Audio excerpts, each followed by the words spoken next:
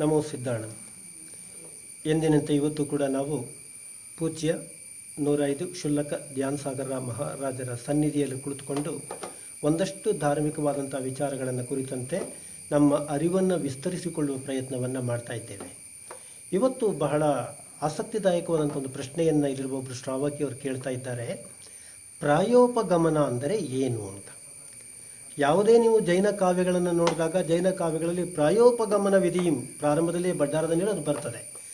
ಆ ವಿಧಿಪೂರ್ವಕವಾಗಿ ಸಮಾಧಿ ಮರಣವನ್ನು ಪಡೆದುಕೊಂಡರು ಎನ್ನುವಂತಹ ಮಾತುಗಳನ್ನು ನಾವು ಯಾವಾಗಲೂ ಕೂಡ ಕೇಳ್ತಾ ಇರ್ತೇವೆ.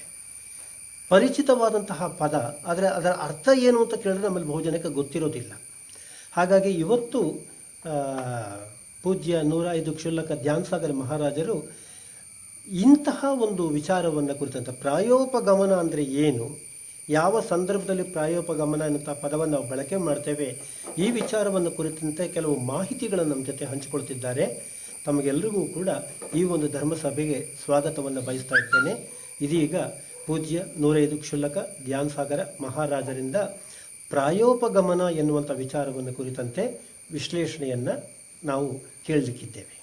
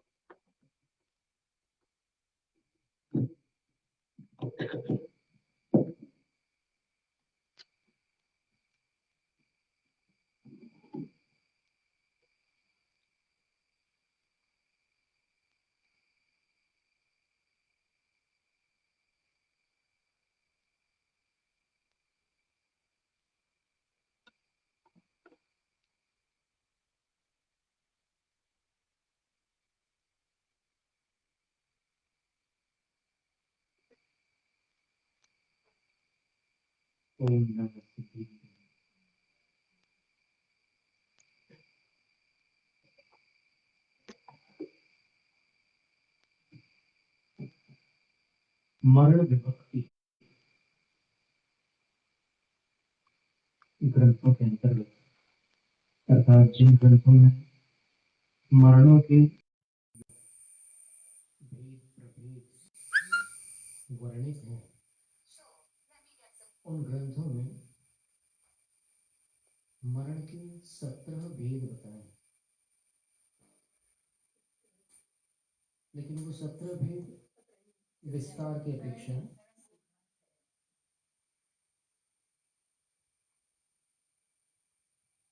जगन्यतया देखे तो मरण एक प्रकार का है, औक्षयण मरण। समय पावर ग्रंथ में 2 बार ये पद आया हुआ है, औक्षयण मरण, और कार्तिकेय अनुप्रेक्षा ग्रंथ में औक्षयण मरण ये पद 1 बार आया है, अशरण अनुप्रेक्षा के अंतर्गत। औक्षयण मरणम औ दाउन सक्कय को भी आयु की क्षय से मरण होता है और आयु का दान करने में कोई सामर्थ्य नहीं होता है, ऐसी बात है। फिर 2 प्रकार के मरण तत्वार्थ सूत्र में बताए हैं, जिसको आचार्य पूज्यपाद स्वामी ने यथाकाल और अयथाकाल ऐसे शब्द दिए हैं। आचार्य अकलंक देव ने अकाल मृत्यु और सकाल मृत्यु, उसका प्रतिपक्षी, इस तरह से 2 भेद किए हैं। फिर इन मरणों में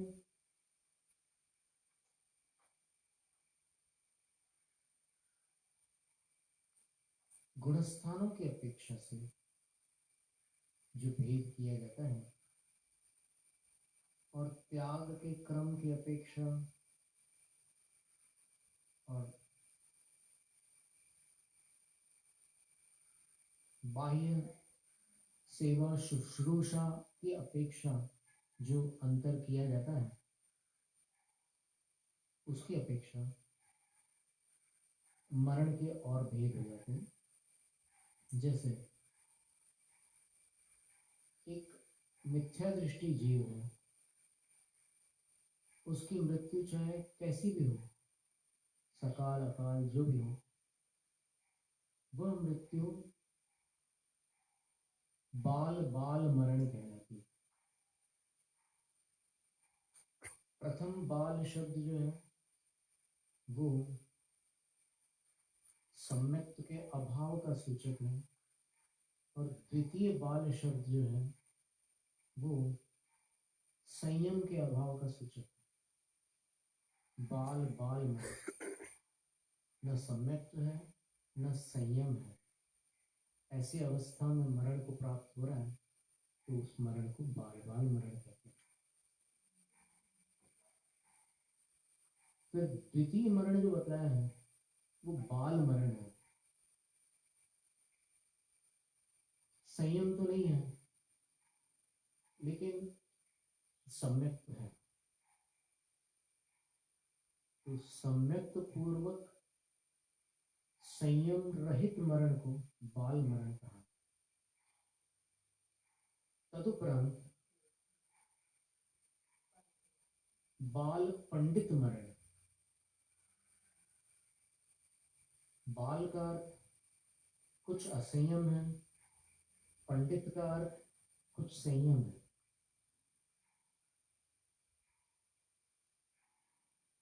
फिर पंडित मरण, पंडित मरण में संयम पूर्वक मरण होता है, सम्यक्त भी है और संयम भी है, तो पंडित मरण हो गया। और फिर केवल ज्ञान होने के बाद जब आयु पूर्ण होती है तो आयु की पूर्णता का नाम ही तो मरण है, तो वो 14वें गुण स्थान के अंत में जो उसका अंतिम समय होता है वो आयु का अंतिम समय होता है। फिर आयु का क्षय हो जाता है और बाकी आघाती कर्मों का भी साथ में क्षय हो जाता है, जिसको अपन निर्वाण कहते हैं, मोक्ष कहते हैं, पुनर्भव कहते हैं, अपवर्ग कहते हैं, निर्वृत्ति कहते हैं।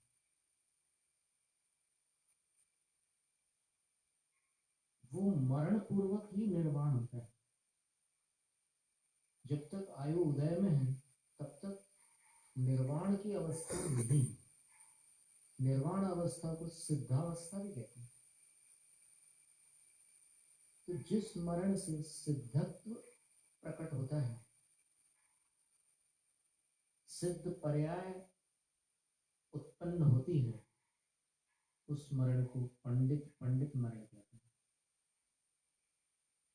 वहां पर एक पंडित शब्द जो है वो संयम की अपेक्षा है, दूसरा पंडित शब्द जो है वो केवल ज्ञान की अपेक्षा है। यथाख्यात संयम के साथ केवल ज्ञान पूर्वक जो मरण हुआ है वो पंडित पंडित मरण। फिर व्रतियों की संलेखना जो होती है उसमें संलेखना पूर्वक समाधि मरण होता है। समाधि शब्द का अर्थ आचार्य प्रभाचंद्र स्वामी ने प्रतिक्रमण ग्रंथ त्रयी में और रत्नखंड श्रावकाचार्य की टीका में धर्म ध्यान और शुक्ल ध्यान बताया। तो मरण काल में यदि धर्म ध्यान या शुक्ल ध्यान हो तो उस मरण को समाधि मरण कहते हैं। अब वो मरण चाहे संयमी का हो चाहे असंयमी का हो, आचार्य जिनसेन स्वामी ने आदि पुराण में स्वयं प्रभा देवी के मरण को समाधि मरण कहा है। देवी संयमी नहीं होती है क्योंकि वहां अणुव्रत महाव्रत नहीं होते देव पर्याय में, लेकिन उसके मरण को समाधि मरण इसलिए कहा क्योंकि वो धर्म ध्यान पूर्वक पंच नमस्कार मंत्र का स्मरण करते हुए मरण को प्राप्त हुई। नमोकार मंत्र सुनते हुए स्मरण करते हुए उसका मरण हुआ। लेकिन फिर भी मुख्यतया समाधि मरण के लिए जो संलेखना का एक पुरुषार्थ किया जाता है वो अत्यंत कार्यकारी होता है, क्योंकि उस पुरुषार्थ से रत्नत्रय आगामी भाव के लिए एफडी में चला जाता है। एक प्रकार से ऐसी परिस्थिति बन जाती है आत्मा की कि संलेखना पूर्वक मरण को प्राप्त होने के बाद अगर व्यवस्थित संलेखना हो जाए तो फिर आगामी भाव में पुनः रत्नत्रय की प्राप्ति होगी, ये बात निश्चित हो जाती है। तो वैसी वैसी अनुकूलताएं मिलती जाएगी इनको आगामी भाव में। बहुत पुण्य कमाया इस जीवन में तपस्या आदि करके, लेकिन पुण्य का फल पाने के लिए नहीं कमाया, अपने शुद्धिकरण के लिए जो पुरुषार्थ कर रहे थे उस समय पुण्य अपने आप आ गया। उनने लक्ष्य रखा था शुद्धिकरण का, और श्रावक धर्म तक के ये भी बताया कि पुण्य की आवश्यकता होती है और पुण्य की अभिलाषा भी होती है कि हमारे ऐसे पुण्य हो जिनसे हमें, जो आज हमें जिनका वियोग है उनका संयोग प्राप्त हो। आज केवली, श्रुत केवली, वृद्धिधारी मुनि, पूर्वधारी, इन सब का वियोग है। तो ऐसे पुण्य के अभिलाषा होने में आपत्ति नहीं। अब संलेखना जो होती है उसकी 3 प्रक्रिया है। एक भक्त प्रत्याख्यान। भक्त प्रत्याख्यान की जो उत्कृष्ट अवधि है वो 12 वर्ष है, और क्रम से उसमें ऐसे विभाग किए गए हैं कि इतने इतने समय तक आपको क्या क्या साधनाएं करनी है, कैसा तप करना है, कैसा त्याग करना है, उन सब का विवरण उन खंडों में आता है। 12 वर्ष के जो विभाग किए जाते हैं उन विभागों में वो क्रम, व्यवस्थित क्रम, उस व्यवस्थित क्रम का उल्लंघन नहीं होता, उसको भक्त प्रत्याख्यान कहते हैं। अब वो उत्कृष्ट अवधि 12 वर्ष है, मध्यम अवधि बीच की अवधि है, और जगन्य अवधि अंतर्मूर्त भी हो सकती है। अचानक कुछ हो जाए और साधु का आभास हो जाए कि मेरा समय आ गया है, तो फिर वो तत्काल सबका त्याग कर देते हैं और फिर धर्म ध्यान में लग जाते हैं। जैसे उदाहरण के लिए आचार्य शिव सागर महाराज श्री सन 1972 की घटना है। फाल्गुन माह की कृष्ण सप्तमी तिथि थी। वो बाहर से लौट करके आ रहे थे और आकर के वो कायोत्सव में खड़े हुए, और तभी उनको कुछ ऐसा आभास हो गया तो वो कायोत्सव में ही खड़े रहे और फिर वहीं धराशायी हो गए, उनकी आयु पूर्ण हो गई। तो उनके निकट जो मनुष्य खड़े हुए थे, एक सज्जन वहां पर उनके पास में खड़े हुए थे, उन्होंने आंखों से ये दृश्य देखा, और ये घटना हमें सन 2012 में उनकी बहन ने, साक्षात उनकी बहन ने सुनाई, जिन्होंने आंखों से 1972 में आचार्य शिव सागर महाराज श्री की ऐसी संलेखना देखी है। इस संलेखना को कुमरण नहीं कह सकते, और अगर कोई कहता है तो कहने वाले का दुस्साहस ही माना जाएगा, क्योंकि कायोत्सव करते हुए एक आचार्य अपनी आयु पूर्ण कर रहे हैं, तो उस मृत्यु को कभी भी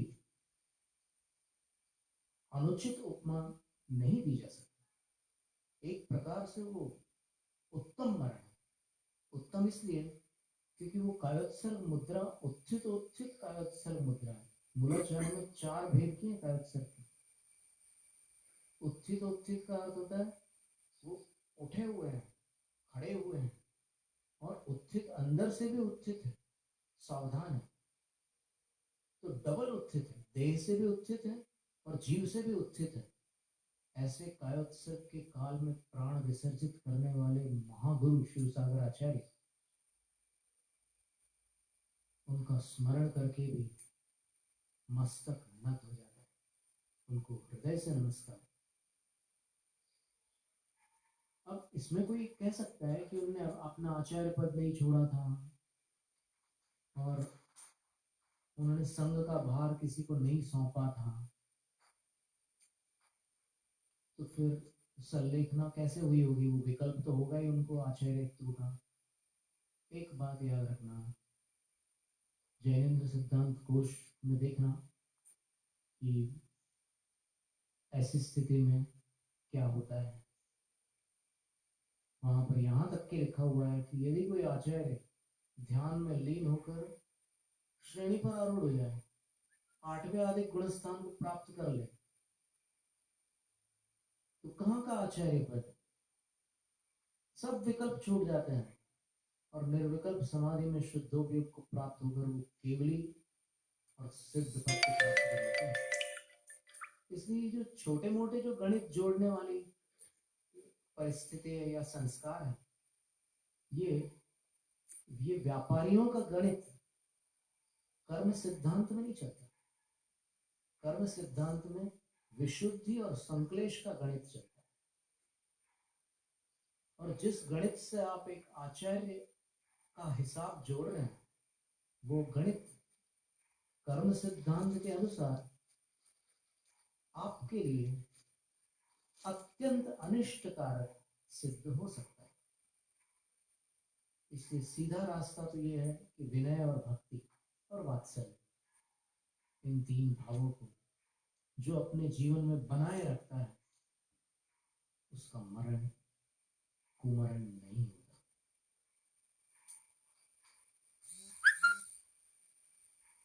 और एक सज्जन थे भैयालाल जी, बरेली के। ज्ञानार्णव ग्रंथ में हमने पढ़ा था कि ब्रह्मचर्य की शुद्धि के लिए, ब्रह्मचर्य की निर्मलता के लिए वृद्धों की संगति में रहें। तो फिर हम जानते हैं कि वृद्ध तो जो संयम वृद्ध है, ज्ञान वृद्ध है, तपो वृद्ध है, अनुभव वृद्ध है, वो प्रधान है।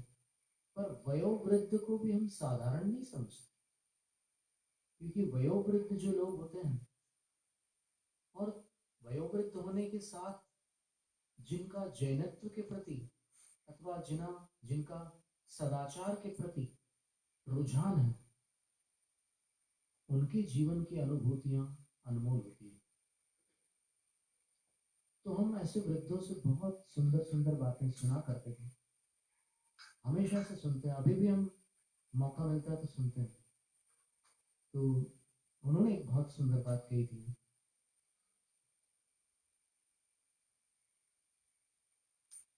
कि जिस मानव ने जीवन में छल नहीं किया, छल मीन्स कपट, डिसीट, जिस मानव ने जीवन में छल नहीं किया, उसको मृत्यु छल नहीं सकती।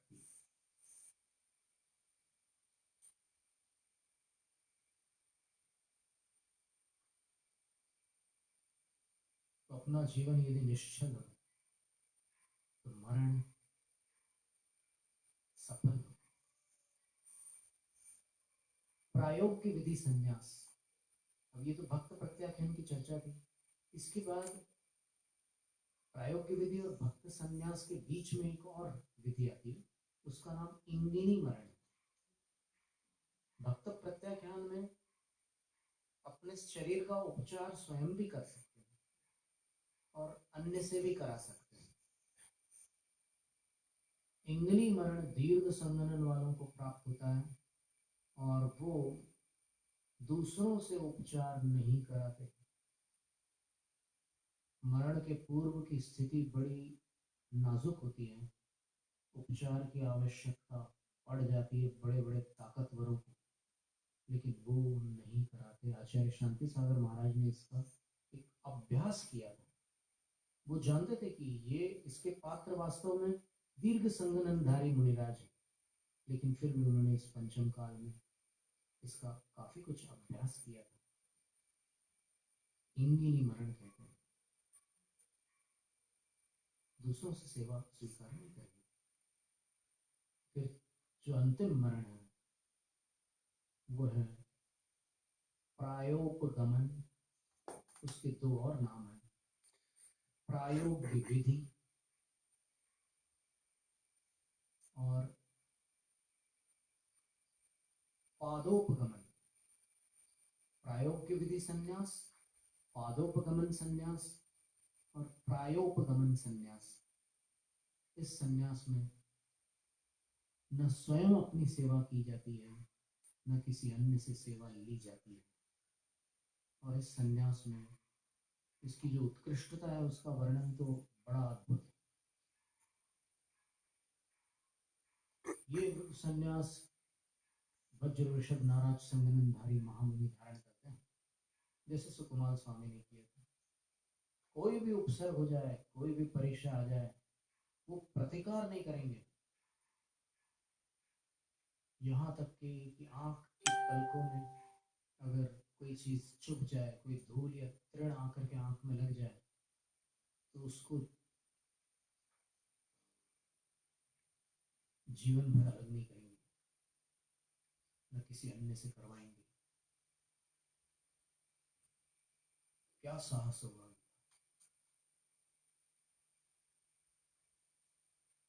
क्या इंद्रिय विजय होगी उनकी, और क्या विशुद्धि होगी उनकी। पद्म पुराण में लिखा है कि उस चतुर्थकालीन महामुनि राजों की विशुद्धि की आज के जीव पंचम काल में जन्म लेने वाले प्राणी कल्पना नहीं कर सकते। उस विधि का नाम प्रायोग्य विधि संन्यास है। 3 दिन तक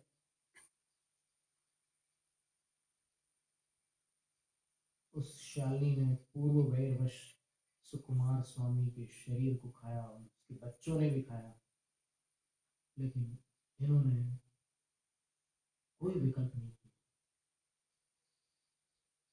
बिल्कुल यथावत रहे। पैर इतना भी नहीं हिलाया, 1 इंच तो क्या 1 mm भी नहीं हिलाया, कुछ नहीं, यथावत पड़ गए। वटार आदमी में आया कि शवासन में वो विराजमान थे, तभी तो वो खा सके। अगर खड़े होते तो वो खड़े खड़े वो पेट तक कैसे जाते,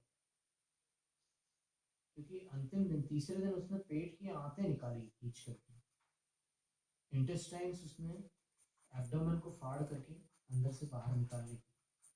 और तब उनकी आयु पूर्ण हुई, उपशमक श्रेणी पर आरूढ़ होकर 11वें स्थान सर्वार्थ सिद्धि मरण को प्राप्त होकर सर्वार्थ सिद्धि में उत्पन्न हो गए। ये प्रायोपगमन संन्यास होता है, जिसको पादोपगमन और प्रायोगिक विधि संन्यास भी कहते हैं, जिसमें उत्कृष्ट साधना होती है, उसकी कोई तुलना नहीं, उसकी कोई कल्पना नहीं। जिन कल्पी मुनि है उसको प्राप्त करते हैं। जैन जय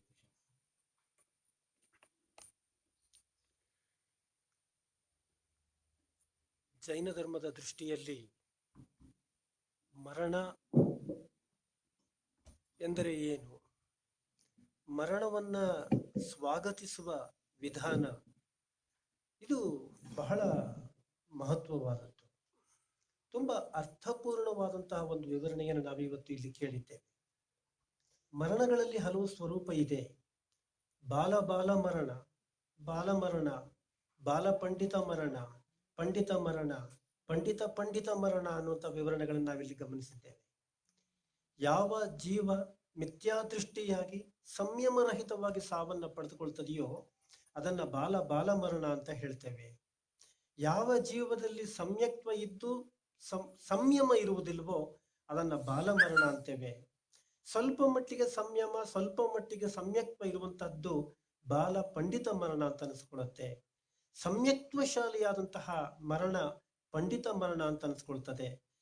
ಪಂಡಿತ ಮರಣ ಅಂದ್ರೆ ಸಮ್ಯಕ್ತ್ವ ಮತ್ತು ಸಂಯಮ ಎರಡರ ಒಳಗೂಡಿಕೊಂಡಂತಹ ಮರಣ, ಅದನ್ನ ಪಂಡಿತ ಮರಣ ಅಂತ ಅನಿಸ್ಕೊಳ್ತದೆ. ನಮ್ಮಲ್ಲಿ ಈ ಸಲ್ಲೇಖನ ವಿಧಿ ಅನ್ನುವಂಥದ್ದಕ್ಕೆ ಹಲವು ರೀತಿಯಲ್ಲಿ ವಿವರಣೆಗಳಿವೆ. ಉತ್ತಮ, ಜಗನ್ಯ ಮತ್ತು ತತ್ಕಾಲೀನ ಅಂತ. ಉತ್ತಮ ಸಲ್ಲೇಖನ ಅನ್ನುವಂಥದ್ದು ದೀರ್ಘಕಾಲಿಕವಾದದ್ದು. ಅದಕ್ಕೆ ಲಾಂಗ್ ಪ್ರಿಪರೇಷನ್. ಅದು 12 ವರ್ಷಗಳ ತನಕ ದೀರ್ಘಕಾಲಿಕವಾದಂತಹ ಯೋಜನಾಬದ್ಧವಾದಂತಹ ರೀತಿಯ ವ್ರತ ಸ್ವೀಕಾರದ ಅಂತ್ಯದಲ್ಲಿ ಪಡೆದುಕೊಳ್ಳುವಂತಹ ಮರಣ ಅದಾಗಿರ್ತದೆ. ಕೆಲವು ಕಾಲದಲ್ಲಿ ಮಧ್ಯಮ ಕಾಲದಲ್ಲಿ ಪಡೆದುಕೊಳ್ಳುವಂತಹ ಮರಣ ಒಂದು. ಇದ್ದಕ್ಕಿದ್ದ ಹಾಗೆ ಸಾವು ತಮ್ಮ ಮುಂದೆ ಬಂದಿದೆ ಅಂತ ಗೊತ್ತಾದ ಕ್ಷಣದಲ್ಲಿ ತೆಗೆದುಕೊಳ್ಳುವಂತಹ ಒಂದು ಸಲ್ಲೇಖನ ವಿಧಿಯ ಮರಣ ಇದೆಯಲ್ಲ, ಅದು ಬಹಳ ಅಪರೂಪವಾದದ್ದು. ಅಂತಹ ಒಂದು ಅಪರೂಪದ ಮರಣದ ವೃತ್ತಾಂತವನ್ನು ಕೂಡ, ಒಂದು ಪ್ರಸಂಗವನ್ನು ಕೂಡ ಇಲ್ಲಿ ಧ್ಯಾನ್ ಸಾಗರ್ ನಮ್ಮ ಜೊತೆ ಹಂಚಿಕೊಂಡಿದ್ದಾರೆ. ಸಲ್ಲೇಖನ ವಿಧಿ ಅನ್ನುವಂಥದ್ದೇ ಬಹಳ ವಿಶಿಷ್ಟವಾದದ್ದು. ಜೈನ ಧರ್ಮದ ಬಹಳ ಒಂದು ವಿಶಿಷ್ಟವಾದಂತಹ ಒಂದು ಪರಿಕಲ್ಪನೆ. ಮಾನಸಿಕವಾದಂತಹ ಒಂದು ದೃಢತೆ ಮತ್ತು ತಾನು ಬೇರೆ ಶರೀರ ಬೇರೆ ಎನ್ನುವಂತಹ ಭೇದ ವಿಜ್ಞಾನದ ಪರಿಪೂರ್ಣವಾದ ಅರಿವಿನ ಹಿನ್ನೆಲೆಯಲ್ಲಿ ಯಾವ ಒಂದು ಸಾವನ್ನು ನಾವು ಸ್ವಾಗತಿಸುವ ಕ್ರಿಯೆ ಇದೆ, ಅಂತಹ ಒಂದು ಉತ್ಕೃಷ್ಟವಾದಂತಹ ಬಗೆಯ ಸಾವನ್ನ ಪ್ರಾಯೋಪಗಮನ ವಿಧಿ ಎಂಬುದಾಗಿ ಹೇಳ್ತಾರೆ. ಪ್ರಾಯೋಪಗಮನದಲ್ಲಿ ಸಮ್ಯಕ್ತ್ವವಿದೆ, ಪ್ರಾಯೋಪಗಮನದಲ್ಲಿ ಸಂಯಮವಿದೆ, ಪ್ರಾಯೋಪಗಮನದಲ್ಲಿ ಸಾವನ್ನ ಸ್ವಾಗತಿಸುವಂತಹ ಒಂದು ದೃಢವಾದಂತಹ ಒಂದು ಮನಸ್ಸಿನ ಸ್ಥಿತಿ ಇದೆ. ಪ್ರಾಯೋಪಗಮನದಲ್ಲಿ ಸಾವಿಗೆ ಹೆದರದೇ ಇರುವಂತಹ ಒಂದು ಮಾನಸಿಕವಾದಂತಹ ದೃಢತೆ ಇದೆ. ಈ ಎಲ್ಲ ಹಿನ್ನೆಲೆಯಲ್ಲಿ ಜೈನ ಧರ್ಮ ಸಾವನ್ನ ಅನಿವಾರ್ಯವಾದಂತಹ ಒಂದು ಸತ್ಯ ಅಂತ ಒಪ್ಪಿಕೊಳ್ಳುತ್ತೆ. ಆದ್ರೆ ಈ ಅನಿವಾರ್ಯ ಸತ್ಯವನ್ನ ಎದುರಿಸುವುದಕ್ಕೆ ಬೇಕಾದಂತಹ ಒಂದು ಮಾನಸಿಕ ಸಿದ್ಧತೆ ಇದೆಯಲ್ಲ, ಇದು ಬಹಳ ಅಪರೂಪದ ಒಂದು ಸಂಗತಿ. ಆ ಒಂದು ಮಾನಸಿಕ ದೃಢತೆ, ಸಾವನ್ನ ಆ ರೀತಿಯಲ್ಲಿ ನೋಡಿಕೊಂಡು ಸಾವನ್ನ ಆ ರೀತಿಯಲ್ಲಿ ಸ್ವಾಗತಿಸುವಂತಹ ಒಂದು ಮಾನಸಿಕ ಶಕ್ತಿ ನಮಗೆಲ್ಲರಿಗೂ ಕೂಡ ಇದೇ ಭವದಲ್ಲಿ ಪ್ರಾಪ್ತವಾಗಲಿ ಎನ್ನುವಂತ ಆಶಯದೊಂದಿಗೆ ಇವತ್ತಿನ ಸ್ವಾಧ್ಯಾಯವನ್ನು ನಾವಿಲ್ಲಿ ಮುಗಿಸ್ತಾ ಇದ್ದೇವೆ. ನಮೋ ಸಿದ್ಧಾಣಂ ವರ್ಧತಾಂ ಜಿನಶಾಸನಂ.